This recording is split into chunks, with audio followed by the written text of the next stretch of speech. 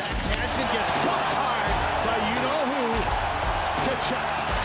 McDavid scores! Game winner! Series winner! Oh, he scored! Oh, Steve Smith in a technique to get it out of his own zone, put it in the net! Cam Talbot and Mike Smith, they're going to go at center ice. This is the Battle of Alberta we've been waiting for 3 decades! Hey everybody, welcome to another episode of the Fuel and Fire podcast. For those of you who don't know, my name's Faiz and I am a writer and contributor for the Oil Rig, the Oilers blog for Win Column Sports.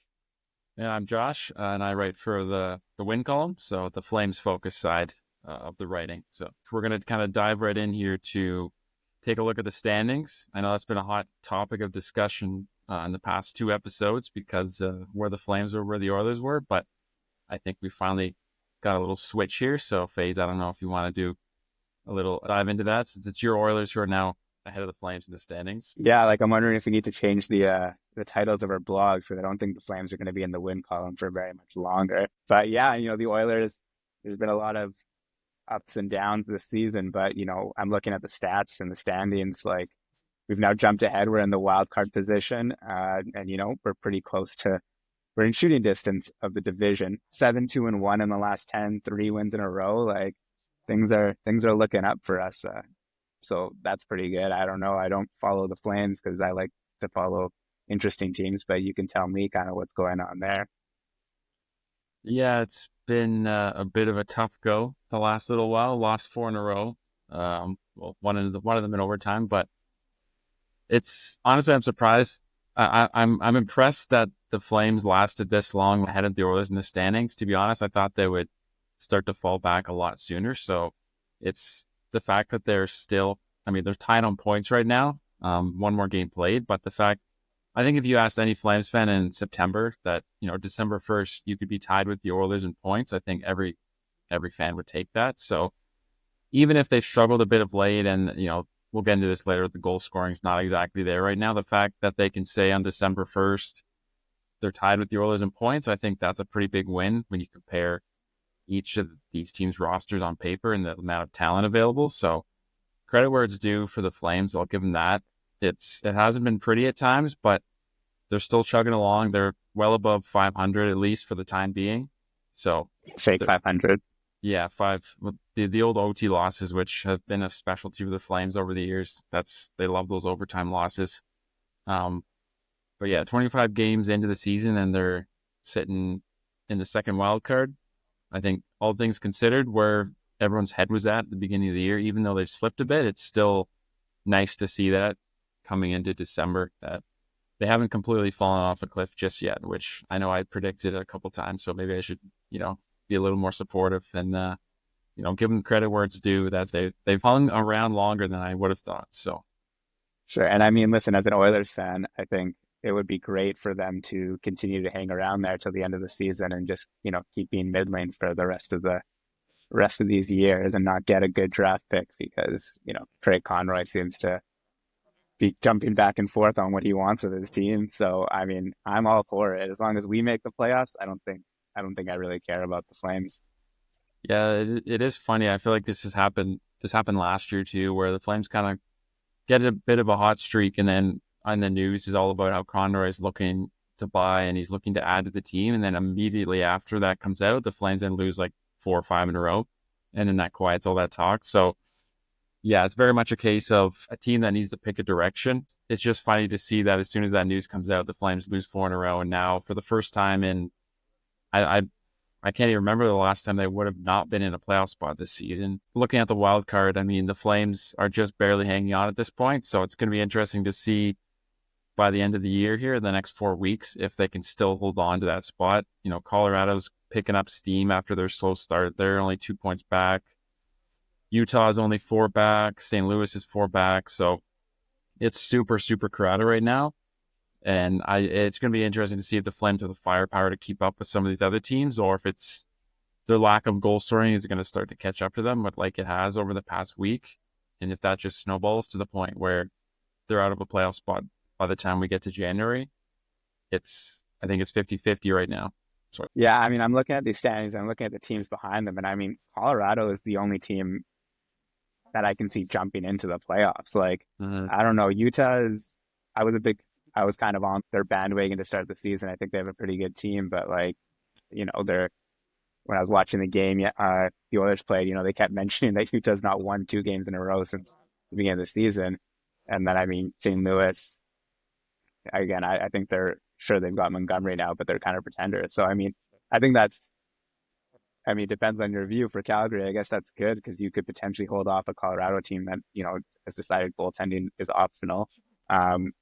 But if you don't, then you're in that third spot and you're not getting the pick that you guys probably need. So it'll be interesting, and I don't envy you Flames fans. yeah, it's tough. I was finally starting to sway myself to team go for it for a bit there. I think it was before this 4-game losing streak. I think they were like 9. I think it was at American Thanksgiving. They were like 9th or 8th in the NHL. I was like, okay, maybe this is for real for this year, and they're kind of taking that 14-15 vibes and just using that the entire year and making the playoffs. And then as soon as I start to flip to the positivity side, they lose 4 in a row, and now they're hanging on for dear life in the playoff spot. So I think the next 4 weeks are going to be super interesting. And I think the closer and closer we get to the trade deadline, it's going to be interesting to see where the Oilers and the Flames are in the standings, because, if the Flames are where they are now, are they going to buy? Are they going to sell? It's a really tough choice. So I don't envy Craig Conroy because he's not in an easy spot. Yeah, for sure. And I mean, again, like for the Oilers right now, what's crazy is our away record is insane. Like we're 8-3-1 away from Rogers, and I think that's a good sign. I mean, hopefully they'll pick it up at home. Yeah, I mean, watching them the last couple of days, like the last couple of games, I mean, they've looked good. Like yesterday against Colorado, they looked really good, and the latter half against Utah, I think they looked really good. Though I'm confident they're going to make it. I think 2 seasons in a row now where they are not in a playoff spot come American Thanksgiving, and they're going to make the playoffs. The interesting thing is Stuart Skinner is, he gets a lot of grief, and probably rightfully so at times this season. But you look at his last 4 games, he's been above. He's had 931 save, 941, 964. He just has that one stinker against Minnesota. Maybe he knows. This will lead into our next segment, but maybe he knows that the 4 Nations roster is being announced on Wednesday here, and he's probably like, "Oh, I got to get it together if I want to make that team." I mean, we'll see, but yeah, I'm really curious to see. I know, obviously, for the Oilers, they've got, McDavid's already on the team, but they've got a couple locks across different countries. But for the Flames, it's like, for Canada specifically, you've got MacKenzie Weegar, who has not an outside shot, but he's probably fighting for one of the last spots on the D-core because of the competition there. And I just wonder if the Flames' lack of offense so far this season, only 66 goals on the season so far, which ranks in the bottom 10 of the league, I believe, if that's going to have a negative impact on Weegar making Team Canada. I think if we had the same discussion last year when the Flames were, scoring a bit more and Weegar was having a career year, he would have been probably a lock for Team Canada. And now I think it's a little more interesting because he may miss out just because no fault of his own. But I mean, he hasn't had a lot of opportunity to do a lot with the Flames just because they haven't been scoring much. So, I hope he makes it. The Flames haven't had Team Canada representative in best on best since Joe McGinley 14 years ago. So it would be nice to see a Flame represented for the home country at least once, because after that, who knows when the next one will be. I mean, the thing is, I think with Team Canada, the management, I feel like, is going to go with a lot of players that have been successful in the past. They're not going to look too hard, I think, at this season for some players. And I think that's where Weegar gets like the short end of the stick. I mean, you already know that it's going to be Faiz, Makar on the back end. Pretty sure it's going to be Theodore and Pietrangelo just to keep the parents together. I mean, Doughty's injury maybe helps Weegar come in on that front. So, I mean, yeah, like, listen, when it comes to Weegar, like, my issues with Team Canada, or not my issue, I guess, but like what I've noticed with Team Canada is they're going to go with the guys they know regardless of recent performance. So, Weegar, I think, could be blowing it up, but he's a right-handed defenseman, and he's He's not passing Makar, obviously. I think they're going to go with Pietrangelo because they're going to bring Theodore on, and so they got the pairing. And then you've got Dobson and Bouchard ahead of him, and so I mean, I know a lot of Flames fans have been high on Weegar, and he's been better than I expected him to be, but I'm not. I don't think he had an outside shot, but I don't think without injuries he was making the team, because I think the right side is so strong that they've got 4 solid options ahead of him, and that's someone who's like thinking Bouchard has lost his spot, frankly, with his play this year. He's turning it up, and he's got that shot, and his ability on the blue line and on the power play is unbelievable. So, I think he's still got a shot, but that's just, Weegar's not. I would be shocked if Weegar made the team. I'll put it that way. Yeah, like you said, Canada always likes to bring the people they know and keep that chemistry and players who play together and keep people on their right side or left side, depending on their shots. So I think Weegar's in tough to make it because of that. Maybe part of that's politics too, just they bring who they like. But going back to the Oilers, that's an interesting one, because I think if you would have made these teams in October, Bouchard and Hyman both would have been locks just because of their last seasons. And now, like you said, I think Bouchard I think he still has a really good shot, but it's definitely less than it was a couple months ago. And Hyman, I think I've seen on all the rosters I've seen, he's pretty much off all of them now. I think he's had a chance to fill that Chris Kunitz role where he's kind of the running mate for the superstar, and is it, not all of his fault because of his injury, but I mean, 3 goals in 20 games. I don't know if that's going to get you on Team Canada, but I guess we'll see. Exactly. Yeah, no, I think if Hyman were to make it, it would be maybe as like the 13th forward now, just in case he does heat up by the time the tournament rolls around, and they can throw him there. But even then, I'd say Canada just got too many good options. Like it's not. I don't think he's going to make it anymore, but you never know. I think Bouchard, like I said, I think he has a good chance. Even they might do the same thing, 7th defenseman, and whenever you need him, you can throw him out there. So, but yeah, I know for the Oilers, it kind of sucks because you talked about Bouchard and Hyman. Even Nuge was getting some outside votes, and I don't think unless he scores 17 goals on Tuesday against Vegas, I don't think he's making the team. I don't think his performance has given him that. Yeah, it's tough. I think. I look at the Flames, and I think they're probably only going to have one person at the tournament, and that's Rasmus Andersson. He's should be an absolute lock to make Team Sweden, but past him, I mean, it's Weegar's the next best odds, which is not the best odds. Backlund has like a very slim chance as being like a veteran extra forward pick for Sweden. Maybe he's represented them a lot. He's been their captain at various tournaments, so that's an outside shot. But do you really think it's an outside shot? Like, I think he's got that defensive aspect, doesn't he? Like, I think he's definitely. If I was Team Sweden, I wouldn't be surprised if they put him on. Like I said, he's represented them a lot before. I think he's captained them at the World Championships, and like you said, and Sweden's forward group isn't as deep as Canada and the U.S. Once you get to those 3rd, 4th lines, you're not. You don't have superstars to pick from. So, I mean, Backlund still has 10 points on the year, which for his age and what he does defensively is pretty good. So, as a PK specialist, even out there on Team Sweden, it wouldn't surprise me.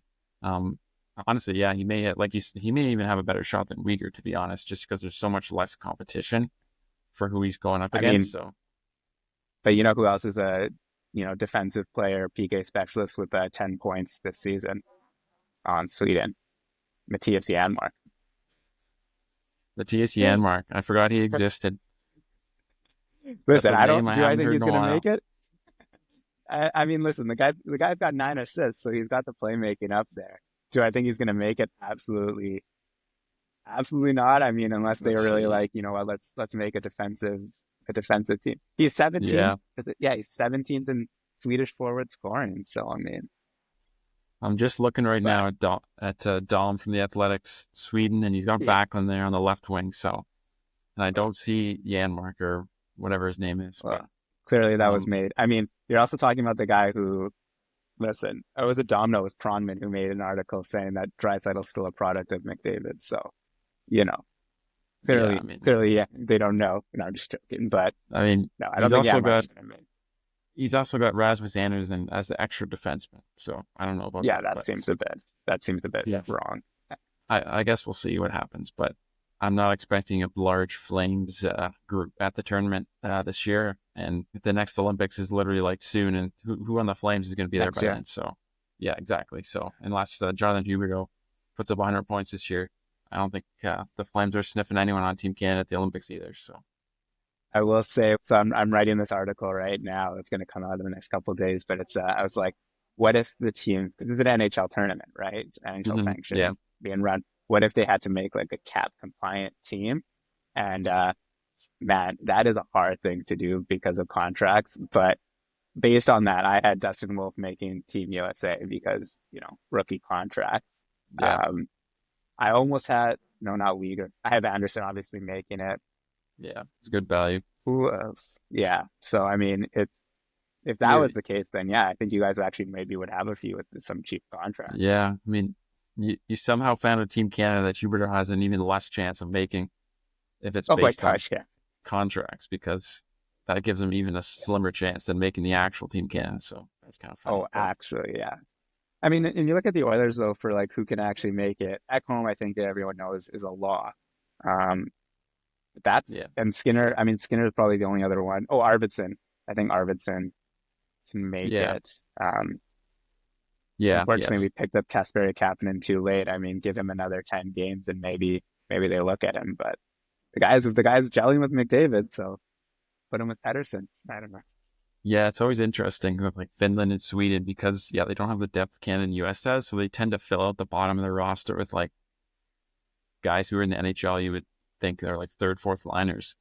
But like I think like guys like Capo Caco or like Eric Holla, like guys who would never even sniff like the 10th Canadian roster are in the bidding for spots. I mean, even Michael Backlund, like I love Michael Backlund, but Canada, US, he's not even in the conversation for any of their 4, 5, 6 top teams. But on a team like Sweden, that the talent drop off is pretty quick. Maybe he beats out Elias Lindholm for the last spot because I think they have the same amount of points. So, yeah, I mean Lindholm is an interesting.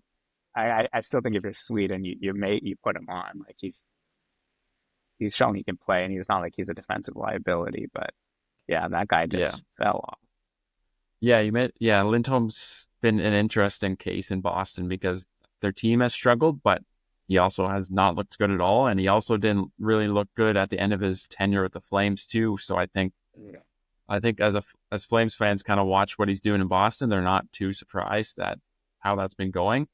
We recently looked at Flames tenures and kind of who started bad, ended bad, started good, ended bad. Kind of the start and finish for tenures, and Lindholm landed right in that spot. I think he was, for all the votes that we did, he was the unanimous runaway vote for the most votes of anyone for the started good, ended bad, just because, I mean, he's the epitome of that definition. He started in 18-19 on that purple Gatorade line with Gaudreau and Monahan. Right. Had a career year.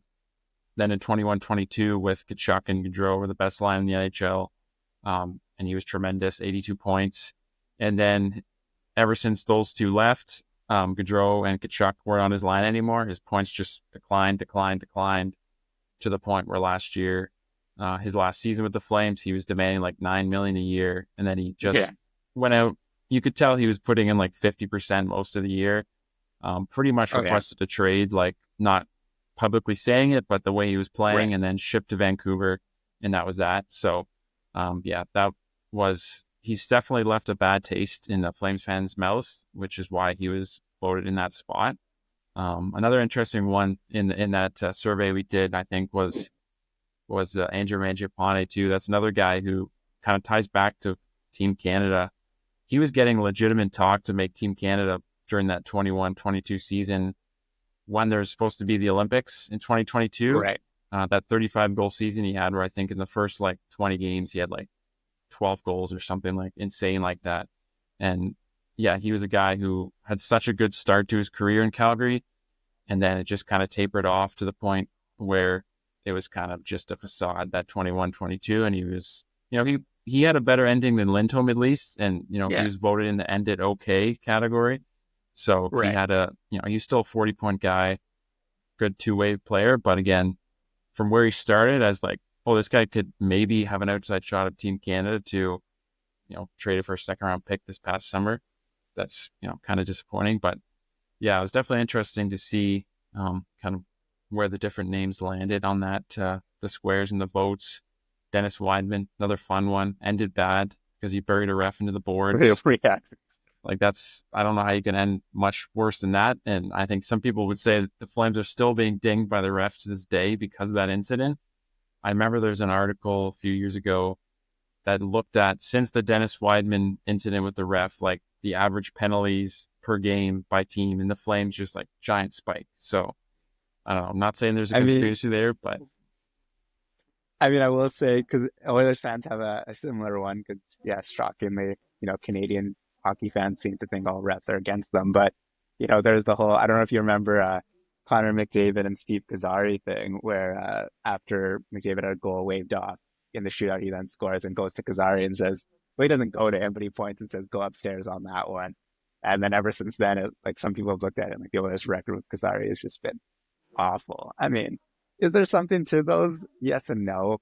I think it would still be more player specific than team specific, to be honest, if that was the case. So I think, Flames maybe just need to stop taking penalties. That's all.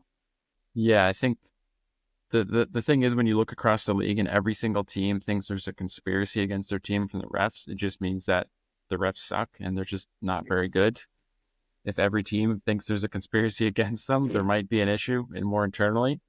We could probably go into like a 5-hour essay about the restructuring of the NHL referee system under Gary Bettman, but that's a topic for another day that no one would want to listen to. Yeah, I mean, I'm looking at the squares as well, and I'm really curious about why Flames fans think Giordano started bad. Like, from what I remember, I mean, as an Oilers fan, I always hated the guy, don't get me wrong. We call him Giordano for a reason, but I always remember him being okay at the very least, and then he made a meteoric leap for sure. But was he bad, really? Like, what is the standard here? Yeah, I think the biggest thing for Gio was the fact that he was an undrafted free agent. He came in, he played for the Flames for 2 seasons, only like 55 games over the 2 seasons, and then he didn't get a contract and went to the KHL for a full season.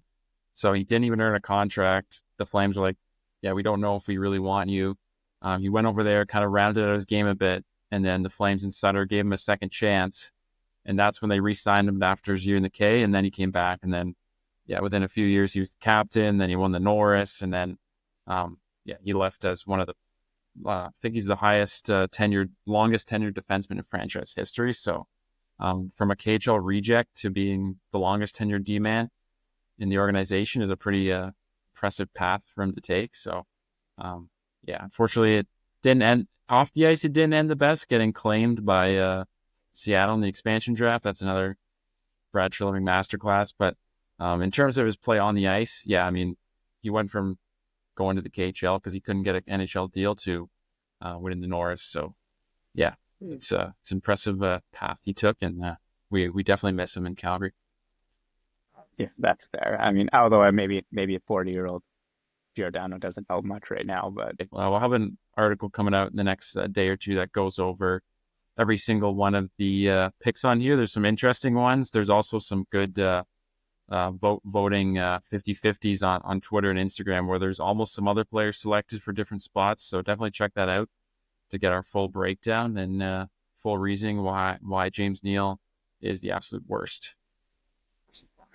I mean, I kind of like him. But yeah, in Oil Rig, we're doing the same thing with the Oilers right now. So, for all you listening, go out there and make your votes. And, we'll see how it goes in terms of what everyone thinks. I think, you guys have James Neal started bad and bad. I think for us, James Neal would be started good and maybe ended okay, maybe ended bad, depending on your view. But, he was pretty good for us, I think, at least to start. So. Yeah, I Clearly think he just needed to change the scenery to an actual hockey team. But I think, and then the Flames got a 3rd-round pick out of that, so I'll take it. But do not make me start on that. That is, That was a ridiculous decision. But Projected goal totals. Give him a third round pick. I'll take it. They deserve after putting up with James Neal for a year. So, I mean, I do love that it started to basically a meme wherever anything happens in the NHL, it's always, and the Oilers now to give a third round pick to the Calgary Flames. So, yeah, at least there's something good that came out of it. We need some more of those because I think the guy they took with that was absolutely terrible and is not in the organization anymore. So for people who, didn't catch our last episode, we introduced a segment called Dig In Right Now. Dig in right now! There's the word missing that we're not allowed to say, according to our producer, Bill. But basically what it is it's me and Josh picking a player on our respective teams who we think needs to dig in and, be performing better. We're 2 months into the season here. Really wish that, I could say no one, but when your team's in a wild card spot, there's definitely people who can. For those who don't remember, last episode I picked Darnell Nurse, and clearly he listened because you talk to anyone right now and everyone's pretty impressed with him. There is the joke that, he got hit in the head on a completely dirty hit. I still maintain that despite what Ryan Reeves says, he was 100% hitting the head, despite what his brother says, who no one cares about. But regardless, it seemed to knock some sense into him, and it's a joke because I think 2 years ago, Nurse got hit with the puck in warm-up and then got his game back into form. So, obviously don't want him to actually be getting hit in the head, but he's been playing well. There's also the possibility he heard me talk about him and he was like, well, I got to impress Faiz. So, I'm happy with my pick in terms of what he's done. But Josh, you mentioned Miromanov. Is that his name? I always forget because I don't care about him, to be honest. Yeah, I took Miromanov and he did not dig in. Since recording, just double check the numbers, and he has, since recording our last episode when I mentioned him, he has 3 points in I think 13 games. So he's done the opposite of dig in. Well, he's dug himself a bigger hole in trying to establish his NHL career because it's not looking good right now for him. He's not producing points. He's still playing like 20 minutes a night some nights. I don't know why that's happening, but he's still really struggling. I could pick him again as the dig in, but given the Flames have about 90% of the roster could qualify for this segment, I'm going to mix it up a bit just to keep it fresh, and I'll go with his fellow countryman, Andrei Kuzmenko. Another guy who just has not had a good season for the Flames, specifically offensively, for a guy who, his bread and butter is scoring goals, contributing on offense. He has 9 points in 25 games. He has just one single goal on the entire season that was scored on October 15th. So almost 2 months ago since Andrei Kuzmenko put the puck in the back of the net. There was talk of him getting a potential extension before the season started, a long-term deal. I think a lot of people, myself included, were a little iffy on that. And I think that's pretty much gone out the window at this point. I don't think there's any way the Flames look to give him, at the very least, a long-term extension, given his production. Maybe, a 1-year prove-it deal if he wants to stay in the NHL and not go back to Russia, because he's only been here for a couple of years since he came from the KHL. So, I think in terms of digging in, I think he's probably one of the biggest culprits right now for the Flames. They really need him to chip in here. He's a guy who has the ability to score. He did really well last year with the Flames. He's had a 70-point season in Vancouver.